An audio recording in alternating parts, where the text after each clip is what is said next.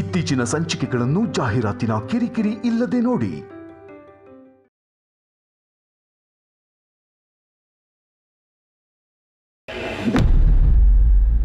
ನೀನು ಹೀಗೆ ಮಾತಾಡಿದ್ರೆ ನನ್ನ ಸೊಸೆ ನನ್ನ ಬಗ್ಗೆ ತಪ್ಪಾಗಿ ತಿಳ್ಕೊಳ್ಳಲ್ವಾ? ಅಯ್ಯೋ ಮಾವ, ನಾನು ಯಾಕೆ ನಿಮ್ಮ ಬಗ್ಗೆ ತಪ್ಪಾಗಿ ತಿಳ್ಕೊಳ್ಳಿ?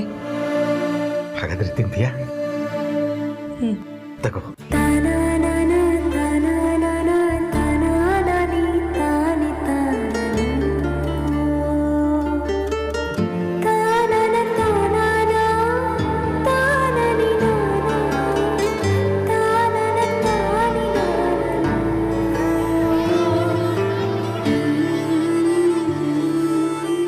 ನಿನ್ನ ಹೊಟ್ಟೆಯಲ್ಲಿ ಬೆಳೀತಿರೋ ಕುಡಿ ಮೇಲೆ ತುಂಬ ಪ್ರೀತಿ ಕಾಳಜಿ ಇದೆ. ಹಾಗೆ ಅಷ್ಟೇ ಪ್ರೀತಿ ಕಾಳಜಿ ನಿನ್ನ ಮೇಲೂ ಇದೆ. ನೀನು ನನ್ನ ಸೊಸೆ ಮಾತ್ರ ಅಲ್ಲಮ್ಮ, ನನ್ನ ಮಗಳೇ.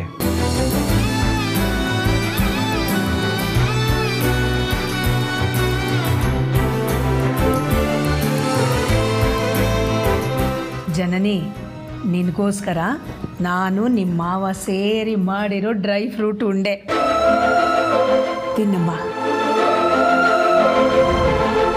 ಪಾರ್ವತಿ ಅಕ್ಕನೂ ಈ ಟೈಮಲ್ಲಿ ಗರ್ಭಿಣಿ ಆಗಿದ್ದಿದ್ರೆ ಎಷ್ಟು ಚೆನ್ನಾಗಿರ್ತಿತ್ತು. ನನಗೆ ಸಿಗ್ತಾ ಇರೋ ಆರೈಕೆ ಅವರಿಗೂ ಸಿಗ್ತಾ ಇತ್ತಲ್ವಾ? ಏನಮ್ಮ ಜನನಿ, ಪ್ರೀತು ನೆನ್ಪಿಗೆ ಬಂದ್ನಾ? ಅಯ್ಯೋ, ಹಾಗೇನೂ ಇಲ್ಲ ಅತ್ತೆ. ಪ್ರೀತು ನೆನ್ಪು ಬರದೇ ಇರೋ ಹಾಗೆ ನೀವೆಲ್ಲರೂ ನನಗೆ ಇಷ್ಟೊಂದು ಪ್ರೀತಿ ಕಾಳಜಿ ತೋರಿಸ್ತಾ ಇದ್ದೀರಲ್ಲ. ಮತ್ತಿನ್ನೇನು, ತಿನ್ನು.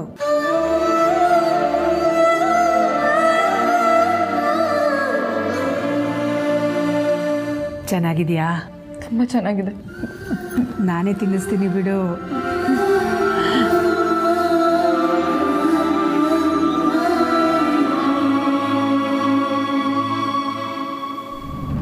ನೀವು ತಗೊಳ್ಳಿ ಯಜಮಾನ್ರೆ. ಅಯ್ಯ, ಅವ್ರಿಗೆ ಯಾಕಮ್ಮ ಕೊಡ್ತಿದ್ಯಾ? ಇದು ನಿನಗೆ ಮಾತ್ರ ತಂದಿದ್ದು. ಹೋಗ್ಲಿ ಬಿಡಿ ಮಾವ. ಹ್ಞೂ, ಸರಿ ಸರಿ. ನಿನ್ನ ಗಂಡ ಅಲ್ವಾ, ಎಲ್ಲಿ ಬಿಟ್ಕೊಡ್ತೀಯಾ?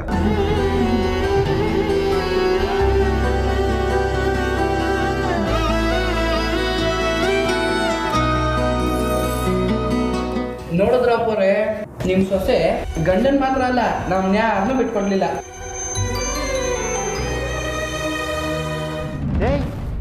ಏನೇ ಆಗಿದೆ ನಿನಗೆ? ಯಾವ ವಯಸ್ಸಲ್ಲಿ ಏನು ಆಸೆ ಪಡ್ಬೇಕು ಅಂತ ಗೊತ್ತಾಗಲ್ವಾ? ಜನನಿಗೆ ಸಿಗ್ತಾ ಇರೋ ಸೇವೆ ನಿನಗೂ ಸಿಗಬೇಕು ಅನ್ನೋ ದುರಾಸೆಯಿಂದ ಪ್ರೆಗ್ನೆಂಟ್ ಆಗಬೇಕು ಅಂತ ಹೇಳ್ತಿದ್ಯಲ್ಲ. ನೋಡು ದಾಮು, ಇದೆಲ್ಲ ಒಳ್ಳೇದಕ್ಕಲ್ಲ. ಕೇಡ್ಗಾಲಕ್ಕೆ ನೀನು ಈ ಥರ ಆಡ್ತಾ ಇರೋದು. ನೋಡು, ಮಲ್ಗೋ ಟೈಮ್ನಲ್ಲಿ ಜಗಳ ಆಡಬಾರ್ದು.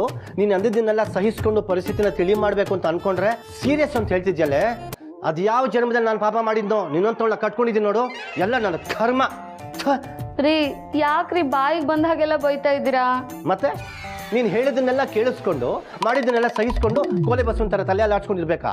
ಭುಜದ ಎತ್ತರಕ್ಕೆ ಬೆಳೆದಿರೋ ಮಗ ಎದೆ ಎತ್ತರಕ್ಕೆ ಬೆಳೆದಿರೋ ಮಗಳಿಗೆ ನಿನ್ನ ಬುದ್ಧಿ ಬರಬಾರ್ದು ಅಂತಾನೆ ಎಷ್ಟೇ ಖರ್ಚಾದ್ರೂ ಪರವಾಗಿಲ್ಲ ಅಂತ ಫಾರಿನಲ್ಲಿ ಓದಿಸ್ತಾ ಇರೋದು. ಅವ್ರು ಇದ್ದಾರೆ ಅನ್ನೋದನ್ನು ಮರೆತು ದುಡಿಯಕ್ಕಾಗ್ದಿರೋ ಕತ್ತೆ ವಯಸ್ಸಾದ್ರೂ ಮಕ್ಕಳಾಗಬೇಕು ಅಂತ ಆಸೆ ಪಡ್ತಿದ್ಯಲ್ಲ. ನಾಚಿಕೆ ಆಗಲ್ಲ ನಿನಗೆ? ಇನ್ನಂತವಳ ಹೆಂಡತಿ ಅಂತ ಅನ್ನೋದಕ್ಕೆ ನನಗೆ ನಾಚಿಕೆ ಆಗತ್ತೆ. ಅರಸನ ಕೋಟೆಯಲ್ಲಿದ್ದೀನಿ ಅನ್ನೋ ಪರಿಜ್ಞಾನ ಎಲ್ಲ ನಿನಗೆ? ಸಾಸಿವೆ ಕಾಳಷ್ಟು ಮರ್ಯಾದೆ ಇಲ್ವೇನೆ ನಿನಗೆ? ಆಯ್ತಾ ಆಯ್ತಾ ನನ್ನ ಗಂಡ ಮೋಹನ್ ಬೈದು ನಿಮ್ಮ ಹೊಟ್ಟೆನ ತಣ್ಣಗೆ ಮಾಡ್ಕೊಂಡ್ರ? ಜನನಿಗೆ ಸಿಗ್ತಾ ಇರೋ ಸೇವೆ ನನಗೆ ಸಿಗ್ಲಿಲ್ವಲ್ಲ ಅಂತ ಹೊಟ್ಟೆ ಊರಿಗೆ ಹಾಗಂದೆ. ಆದ್ರೆ ನೀವು ಮಾತ್ರ ಸೀರಿಯಸ್ ಆಗಿ ತಗೊಂಡು ನನ್ನ ಚೆನ್ನಾಗಿ ಬೈದು ನಿಮ್ಮ ಹೊಟ್ಟೆ ತಣ್ಣಗೆ ಮಾಡ್ಕೊಂಡ್ರಿ ಅಲ್ವಾ? ನೀವೊಬ್ರು ಗಂಡ, ನಿಮ್ಮ ಜಾಗದಲ್ಲಿ ಬೇರೆ ಯಾರಾದ್ರೂ ಗಂಡ ಇದ್ದಿದ್ರೆ ಏನ್ ಮಾಡ್ತಿದ್ರು ಗೊತ್ತಾ? ನೀನು ಸವಾಸ ಸಾಕು ಅಂತ ಮನೆಯಿಂದ ಆಚೆ ಆಗ್ತಿದ್ದ. ಅದು ನಿಮ್ಮ ಅಭಿಪ್ರಾಯ, ಆದ್ರೆ ನನ್ನ ಅಭಿಪ್ರಾಯನೇ ಬೇರೆ. ಏನೋ ಪಾಪ ಏನೋ ಹೆಂಡತಿ ಆಸೆ ಪಟ್ಟಿದ್ದಾಳೆ ಅಂತ ತಾಯಿಯಾದಾಗ ಸಿಗೋ ಸೇವೆ ಸವಲತ್ತುಗಳನ್ನೆಲ್ಲ ನಾನೇ ಮಾಡ್ಕೊಡೋಣ ಅಂತ ಅನ್ಕೊಳ್ತಿದ್ದ. ಆಮೇಲಿಂದ ನಿಮ್ಮನ್ನ ನನ್ನ ಗಂಡ ಮೋಹನ್ ಅಂತ ಕರೆಯಲ್ಲ, ಬರೀ ಮೋಹನ್ ಅಂತ ಕರಿತೀನಿ. ನನ್ನ ಗಂಡ ಮೋಹನ್ ಅಂತ ಒತ್ತಿ ಒತ್ತಿ ನಿಮಗೆ ಮರ್ಯಾದೆ ಕೊಟ್ಟಿದ್ದು ಜಾಸ್ತಿ ಆಯ್ತು. ಆ ಮರ್ಯಾದೆನ ಉಳಿಸ್ಕೊಳ್ಳೋ ಯೋಗ್ಯತೆ ಇಲ್ಲ ನಿಮಗೆ ಅಂತ ಇವತ್ತು ಗೊತ್ತಾಯ್ತು. ಏನ್ಮೇಲಿಂದ ಸೋಷಿಯಲ್ ಡಿಸ್ಟೆನ್ಸ್ ತರ ನಿಮ್ಮ ನನ್ನ ಮಧ್ಯೆ ಡಿಸ್ಟೆನ್ಸ್ ನ ಮೇಂಟೈನ್ ಮಾಡಿ. ಹತ್ರ ಬಂದ್ರೆ ಹುಷಾರ್. ದಮು ದಮು, ಏನೋ ಗೊತ್ತಿಲ್ಲದೆ ಬಾಯಿಗೆ ಬಂದಾಗ ಬೈದ್ಬಿಟ್ಟ ಕಣೆ, ಬೇಜಾರು ಮಾಡ್ಕೋಬೇಡ. ಈಗೇನು ಜನನಿ ತರ ನಿನಗೆ ಬೈಕೆ ಶಾಸ್ತ್ರ ಮಾಡ್ಬೇಕಲ್ಲ, ನಾನು ಮಾಡ್ತೀನಿ. ನಿಜವಾಗ್ಲೂ? ಹ್ಞೂ ಕಣೆ, ಸತ್ತು ಸ್ವರ್ಗದಲ್ಲಿರೋ ನಿಮ್ಮ ಅಜ್ಜಿ ಮೇಲೆ ಆಣೆ. ಬರೀ ಶಾಸ್ತ್ರ ಅಲ್ಲ, ಆ ಥರ ಸೇವೆನೂ ಮಾಡಬೇಕು. ಆಯ್ತು, ಮಾಡ್ತೀನಿ. ಹೌದಾ? ಹಾಗಾದರೆ ಎಕ್ಸಾಂಪಲ್ ತೋರಿಸಿ. ದಾಮು ಮಾಧವು,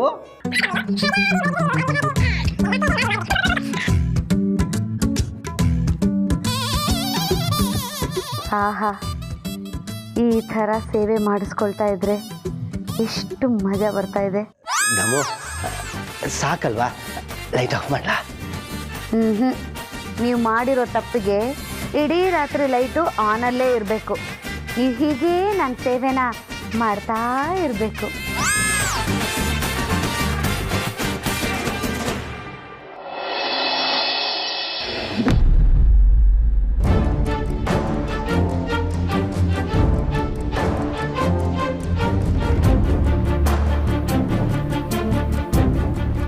ಏನು ಹನುಮಂತು, ಬೆಳಗ್ಗೆನೆ ಬಂದ್ಬಿಟ್ಟಿದ್ಯಾ?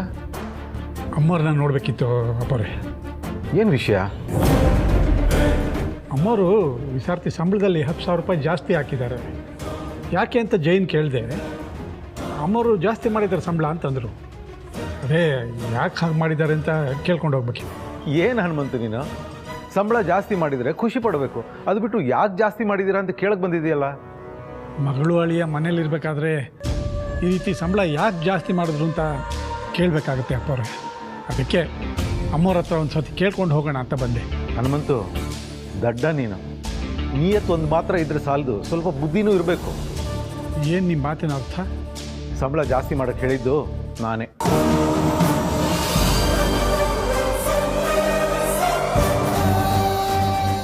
ನೀವು ನನಗೆ ಸಂಬಳ ಜಾಸ್ತಿ ಮಾಡೋದಕ್ಕೆ ಹೇಳಿದ್ರಾ? ಹೌದು ಹನುಮಂತು, ಇರಲಿ ಇಟ್ಕೋ. ಈ ಸಮಯದಲ್ಲಿ ನೀನು ತುಂಬ ಖರ್ಚಿರುತ್ತೆ. ಅದು ಅಲ್ಲದೆ ಈಗಿನ್ನೂ ಆದಿತ್ಯನ ಕೆಲಸ ಇಲ್ಲ. ಈ ಸಮಯದಲ್ಲಿ ಎಷ್ಟು ದುಡ್ಡಿದ್ರೂ ಕಡಿಮೆನೇ. ಮತ್ತು ನಿನ್ನ ಮನೇಲಿ ದುಡಿತಿರೋ ಕೈ ನೀನು ಒಬ್ಬಂದೇ ತಾನೆ. ಓ, ನನಗೆ ಅವ್ರನ್ನ ನೋಡ್ಕೊಳ್ಳೋ ಯೋಗ್ಯತೆ ಇಲ್ಲ ಅಂತ ತೀರ್ಮಾನ ಮಾಡಿ ಈ ರೀತಿ ಮಾಡಿದ್ರಪ್ಪವ್ರೆ. ಯಾಕೆ ಹಾಗೆ ಅನ್ಕೋತೀಯ ಹನುಮಂತು? ಇದರಲ್ಲಿ ತಪ್ಪು ತಿಳ್ಕೊಳ್ಳೋದು ಏನಿದೆ? ಆದಿತ್ಯನ ಬೇರೆ ಕೆಲಸ ಇಲ್ಲ. ಅವ್ನು ದುಡ್ಡು ಕೊಡೋಕೆ ಹೋದರೆ ಅವ್ನು ಖಂಡಿತ ಇಸ್ಕೊಳಲ್ಲ. ನೀನು ಕೊಡೋಣ ಅಂತ ನೋಡಿದ್ರೆ ನೀನು ಹುಟ್ಟು ಸ್ವಾಭಿಮಾನಿ, ಮುಟ್ಟೋದು ಇಲ್ಲ.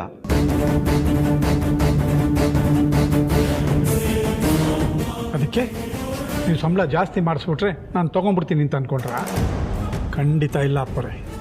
ಈಗಾಗಲೇ ನಾನು ಮಾಡ್ತಿರೋ ಕೆಲಸಕ್ಕೆ ಸರಿಯಾಗಿ ಸಂಬಳ ಕೊಡ್ತಿದ್ದಾರೆ ಅಮ್ಮವರು. ಅದಕ್ಕೆ ಮೇಲೆ 10,000 ರೂಪಾಯಿ ನಾನು ಜಾಸ್ತಿ ತೊಗೊಂಡ್ರೆ ಅದು ನನ್ನ ಯೋಗ್ಯತೆಗೆ ಮೀರಿ ತೊಗೊಂಡಂಗೆ ಆಗುತ್ತೆ. ನಾನು ಸ್ವಾಭಿಮಾನಿ ಅಂತ ನೀವೇ ಹೇಳಿದ್ರಿ. ಹಾಗಾಗಿ ಆ ದುಡ್ಡನ್ನ ಮುಟ್ಟಲ್ಲ ಅಪ್ಪವ್ರೆ. ಪಾರ್ವತಿ ನಿಮ್ಮ ಸೊಸೆ ಆದರೆ ಅವಳು ನನ್ನ ಮಗಳು ಅಪ್ಪವ್ರೆ. ಮಗಳು ಅಂತ ಕಷ್ಟದಲ್ಲಿರುವಾಗ ಜೊತೆಲಿ ನಿಂತು ಸಹಾಯ ಮಾಡದೇ ಇದ್ದರೆ ಅಪ್ಪನಾಗಿ ಏನು ಪ್ರಯೋಜನ ಹೇಳಿ?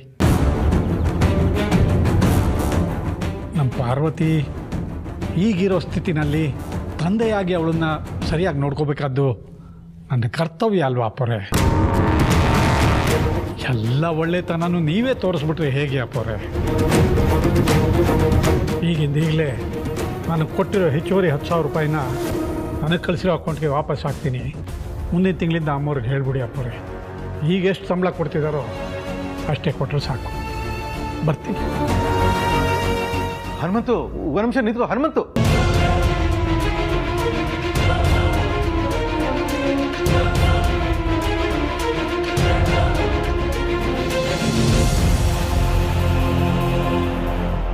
ಅದು ಅಖಿಲ, ಹನುಮಂತು ಅವನ ಸಂಬಳದ ಬಗ್ಗೆ ಮಾತಾಡ್ತಿದ್ದ. ಎಲ್ಲಾನು ಕೇಳಿಸ್ಕೊಂಡೆ.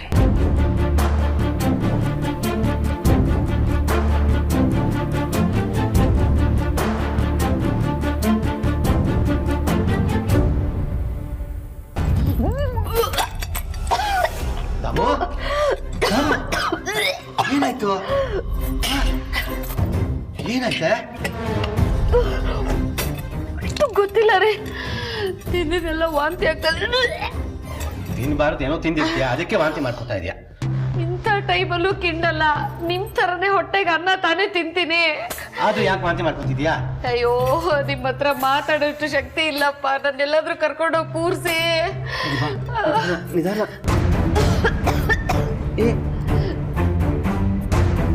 ನಿಧಾನ ನಿಧಾನ ನಿಧಾನ. ಏನು ಆಗಿರಲ್ಲ ಕಣೆ.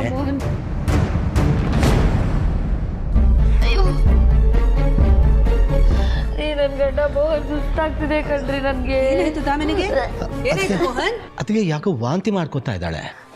ಮನೇಲಿ ನರ್ಸಿದಾರಲ್ಲ, ಚೆಕ್ ಮಾಡಿಸ್ಬೋದು ತಾನೆ? ಅನ್ವಿತಾ, ಅನ್ವಿತಾ,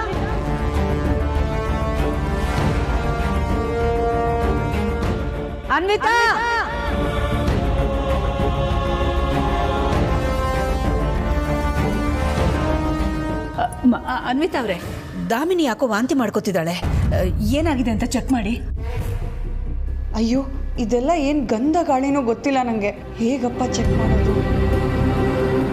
ಏನಾಗಿರಲ್ಲ ಮ್ಯಾಮ್, ಪಿತ್ತ ಜಾಸ್ತಿ ಆಗಿರುತ್ತಷ್ಟೇ.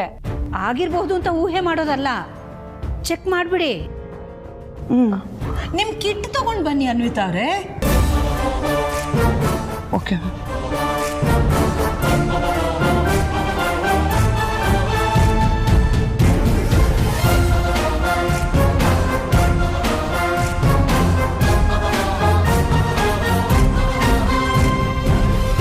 ನಿಮ್ಮ ಕೈ ಕೊಡಿ.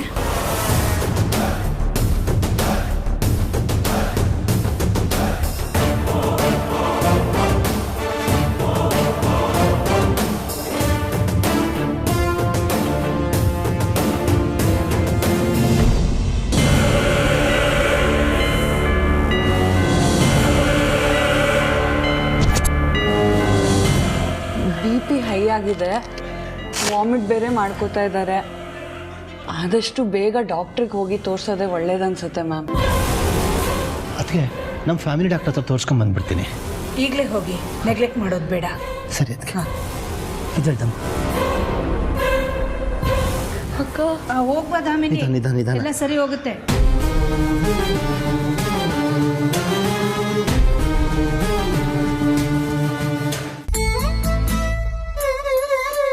ಪಾರು, ನಾನು ಹೋಗಿ ಬರ್ತೀನಿ. ಹಾ ಯಜಮಾನ್ರೆ, ಊಟ ತಗೊಳ್ಳಿ. ಇದ್ಯಾಕೆ ಪಾರು? ನಾನು ಹೊರಗಡೆ ಎಲ್ಲಾದರೂ ಊಟ ಮಾಡ್ಕೋತೀನಿ. ಮುಂಚೆ ಆಗಿದ್ರೆ ನೀವು ಮನೆಯಿಂದ ಊಟ ತೊಗೊಂಡು ಹೋಗದಿದ್ರು ಹೊರಗಡೆ ಊಟ ಮಾಡ್ತೀರಾ ಅನ್ನೋ ನಂಬಿಕೆ ನನಗಿತ್ತು. ಆದರೆ ಈಗ 30 ರೂಪಾಯಿ ಎಳ್ಳೀರು ಕುಡಿಯೋಕ್ಕೂ ಹಿಂದೂ ಮುಂದೆ ನೋಡ್ತೀರಾ. ಅಂಥದ್ರಲ್ಲಿ ನೀವು ಹೊರಗಡೆ ಊಟ ಮಾಡ್ತೀರಾ? ಪಾರು, ಆದರೂ ಇದನ್ನೆಲ್ಲ ಯಾಕೆ ಮಾಡೋದಕ್ಕೆ ಹೋದೆ? ಇದನ್ನು ಮಾಡಿರೋದಪ್ಪ, ಕೊಡ್ತಿರೋದು ನಿಮ್ಮ ಹೆಂಡತಿ. ತಗೊಳ್ಳಿ. ನೋಡಿ, ಒಂದು ಅಗ್ಲು ಬಿಡ್ದಂಗೆ ಪೂರ್ತಿ ಖಾಲಿ ಮಾಡ್ಕೊಂಡು ಬರಬೇಕು. ತಗೊಳ್ಳಿ. ಬಾಕ್ಸ್ನಾದ್ರೂ ಬಿಡಬೇಕೋ ಬೇಡವೋ?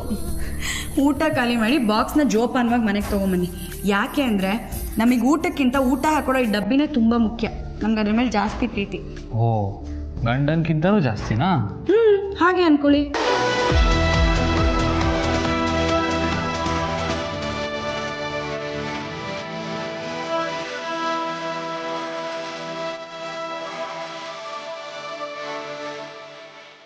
ನಿನ್ನ ಬಾಯಲ್ಲಿ ಸುಳ್ಳು ಹೇಳಿದ್ರು ನಿನ್ನ ಕಣ್ಣು ಹೆಚ್ಚು ಪ್ರೀತಿ ನನ್ನನ್ನೇ ಮಾಡೋದು ಅಂತ ಹೇಳ್ತಾ ಇದ್ದೆ. ಹೌದಾ? ಈ ಕಣ್ಣು ಅಂದರೆ ನನಗೆ ತುಂಬ ಇಷ್ಟ.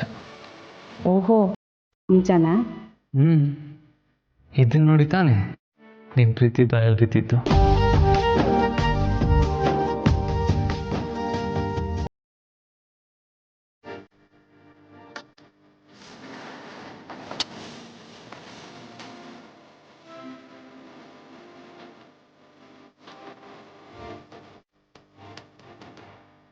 ಏನಾಯ್ತು?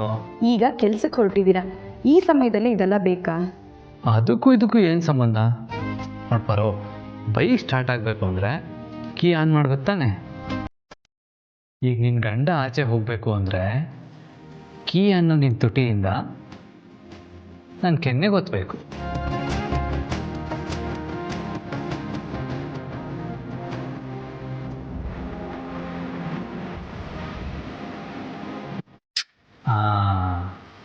ಇವಾಗ ನೋಡು, ಗಾಡಿ ಸ್ಟಾರ್ಟ್ ಆಯ್ತು. ಇನ್ನು ಆರಾಮಾಗಿ ಹೋಗ್ತೀನಿ. ಬರಲಾ?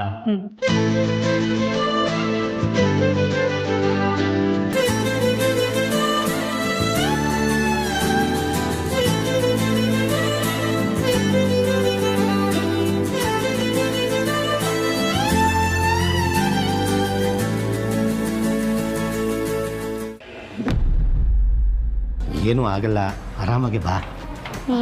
ಏನಾಯ್ತು ಮೋಹನ್? ಡಾಕ್ಟ್ರ್ ಏನಂದ್ರು? ಎಲ್ಲ ನಾರ್ಮಲ್ ಆಗಿದೆ, ಸ್ವಲ್ಪ ಪಿತ್ತ ಜಾಸ್ತಿ ಆಗಿದೆ ಅಂತ ಹೇಳಿದ್ರು. ಮತ್ತೆ ಇವಳು ಸುಸ್ತು ವಾಕರ್ಕೆ ಅಂತೇಳಿ ತುಂಬ ಟೆನ್ಷನ್ ಮಾಡ್ಕೊಳ್ತಾ ಇದ್ಲು. ಮಧ್ಯ ವಯಸ್ಸು ದಾಟ್ತಿದೆ ಅಲ್ವಾ ಅದಕ್ಕೆ. ನನಗೂ ಸ್ವಲ್ಪ ಗಾಬರಿ ಆಗಿತ್ತು. ಹೆಲ್ತ್ ಇಶ್ಯೂ ಏನಾದರೂ ಇದೆಯಾ ಅಂತ ಡಾಕ್ಟ್ರ್ ಹತ್ರ ಎಲ್ಲ ಹೇಳಿದೆ. ಅವ್ರು ಎಲ್ಲ ರೀತಿಯಲ್ಲೂ ಟೆಸ್ಟ್ ಮಾಡಿದ್ದಾರೆ. ರಿಪೋರ್ಟ್ನ ವಾಟ್ಸಪ್ಪಲ್ಲಿ ಕಳಿಸ್ತಾರಂತೆ. ಸರಿ ದಾಮಿನಿ, ನೀನು ಹೋಗಿ ರಿಲ್ಯಾಕ್ಸ್ ಮಾಡು. ಆಯ್ತಕ್ಕ. ಬಾ ಸಾವಿತ್ರಿ, ನಿಧಾನ. ದಾಮಿನಿಗೆ ನಿಂಬೆಹಣ್ಣು ಶರ್ಬತ್ ಮಾಡಿಕೊಡು.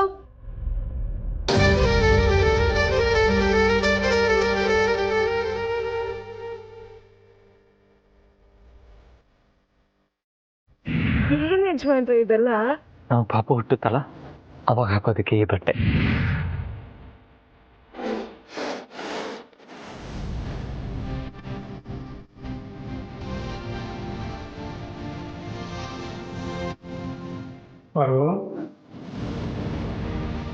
ಅಪ್ಪ, ಏನಮ್ಮ ಇದೆಲ್ಲ? ನಮ್ಮ ಹುಟ್ಟೋ ಮಗುಗೋಸ್ಕರ ಯಜಮಾನ್ರದನ್ನೆಲ್ಲ ತೊಗೊಂಬಂದಿದ್ದಾರಪ್ಪ. ಅಯ್ಯೋ ದೇವ್ರೆ, ಕೆಲಸ ಹುಡ್ಕೋದಕ್ಕೆ ಆಟೋದಲ್ಲಿ ಹೋದ್ರೆ ದುಡ್ಡು ಖರ್ಚಾಗುತ್ತೆ ಅಂತ ಯೋಚನೆ ಮಾಡೋರು ಇಷ್ಟೊಂದೆಲ್ಲ ದುಡ್ಡು ಖರ್ಚು ಮಾಡಿ ಆಗಲೇ ಹುಟ್ಟೋ ಮಗುಗೆ ಬಟ್ಟೆ ಹೇಳ್ತಂದಿದ್ದಾರಲ್ಲ, ಎಂಥ ಒಳ್ಳೆ ಮನ್ಸಮ್ಮ ಅವ್ರದ್ದು. ನಿಜ ಹೇಳ್ತಿದ್ದೀನಿ ಕೇಳು ಪಾರು, ದೊಡ್ಡ ಯಜಮಾನರು ಒಳ್ಳೆ ಗಂಡ ಮಾತ್ರ ಅಲ್ಲ, ಒಳ್ಳೆ ತಂದೆನೂ ಆಗ್ತಾರೆ. ಸಾಮಾನ್ಯವಾಗಿ ಅಮ್ಮ ಆದವಳು ತನ್ನ ಮಗುನ 9 ತಿಂಗಳು ಹೊಟ್ಟೆಯಲ್ಲಿ ಇಟ್ಕೊಂಡು ಕಾಪಾಡ್ತಾಳೆ. ಹೊರಗೆ ಬಂದಮೇಲೆ ಆ ಮಗುಗೆ ಕಣ್ಗಾವಲಾಗ್ತಾಳೆ. ಅದು ಅವಳ ಕರ್ತವ್ಯ ಕೂಡ.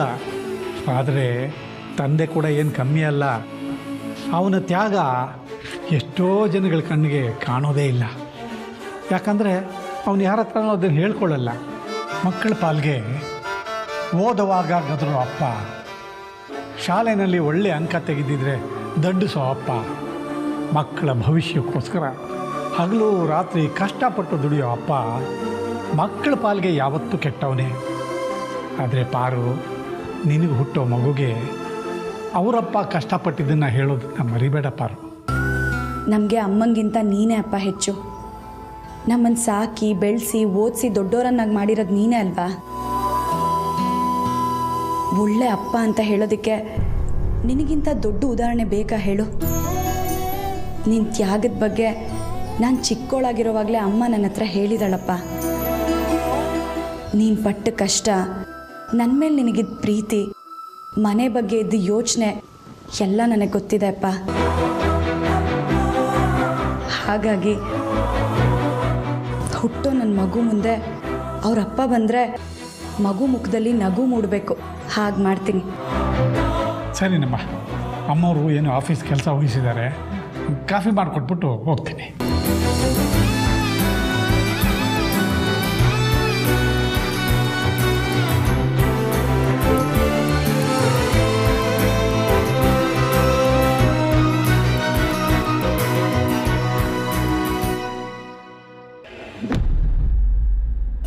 ಸಾವಿತ್ರಿ, ನಾನು ಹೇಳಿದ್ದೆಲ್ಲ ನೆನಪಿದೆ ತಾನೇ? ಹ್ಞೂ ಅಮ್ಮೋರೆ, ರಾತ್ರಿ ಅಡುಗೆಗೆ ಅದನ್ನೇ ಮಾಡ್ತೀನಿ. ಇಲ್ಲ ಅಖಿಲ, ಈಗಷ್ಟೇ ಕಾಫಿ ಕುಡ್ದಿದ್ದೀವಿ, ಆಗಲೇ ರಾತ್ರಿ ಅಡುಗೆ ಬಗ್ಗೆ ಹೇಳ್ತಾ ಇದೆಯಲ್ಲ. ಹೌದು ರಘು, ಯಾಕಂದರೆ ಸ್ವಲ್ಪ ಹೊತ್ತು ನಾನು ಮನೇಲಿರಲ್ಲ, ವಾಕಿಂಗ್ ಹೋಗ್ತಾ ಇದ್ದೀನಿ, ಅದಕ್ಕೆ ಈಗಲೇ ಇನ್ಸ್ಟ್ರಕ್ಷನ್ ಕೊಟ್ಟೆ. ಹೋಗ್ತಾ ಇದ್ದೀನಿ ಅಂತ ಯಾಕೆ ಹೇಳ್ತಿದ್ಯಾ? ಹೋಗ್ತಿದ್ದೀವಿ ಅಂತ ಹೇಳು. ಓಹ್, ಅಂದರೆ ನೀವು ಬರ್ತೀರಾ? ಹ್ಞೂ, ನೀನೊಬ್ಬಳನ್ನ ಹೇಗೆ ಕಳಿಸೋದು? ನಾನೊಬ್ಬಳೇ ಹೋಗ್ತಿದ್ದೀನಿ ಅಂತ ನಿಮ್ಗೆ ಯಾರು ಹೇಳಿದವರು? ನೀನೇ. ಇಲ್ಲ ರಘು, ಜನನಿನ ವಾಕಿಂಗ್ ಕರ್ಕೊಂಡು ಹೋಗ್ತಾ ಇದ್ದೀನಿ, ಅದು ಹೊರಗಡೆ ವಾಕಿಂಗ್ ಕರ್ಕೊಂಡು ಹೋಗ್ತಾ ಇದ್ದೀನಿ. ಓ, ಜನನಿನೂ ಬರ್ತಿದ್ದಾಳ?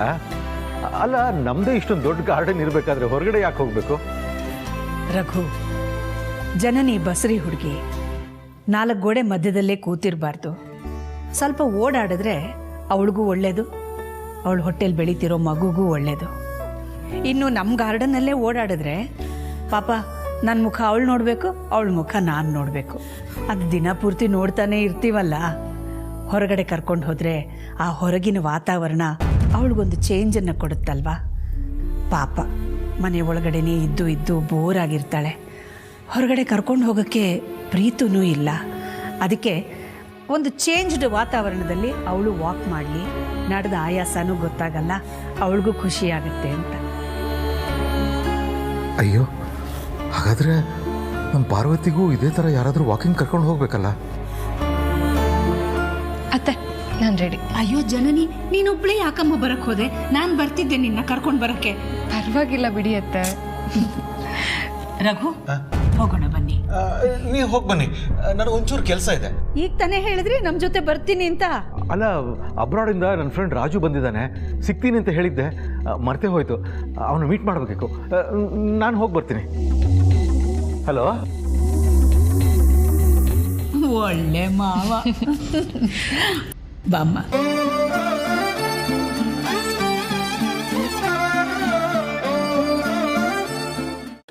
ಪಾರ್ವತಿ, ಎಲ್ಲಿದೆಯಮ್ಮ? ಮತ್ತೆ ಬೇಗ ರೆಡಿ ಆಗು, ಹೊರಗಡೆ ಹೋಗ್ಬೇಕು. ಎಲ್ಲಿಗೆ ಮಾವ? ಎಲ್ಲಿಗೆ ಅಂದ್ರೆ ವಾಕಿಂಗ್.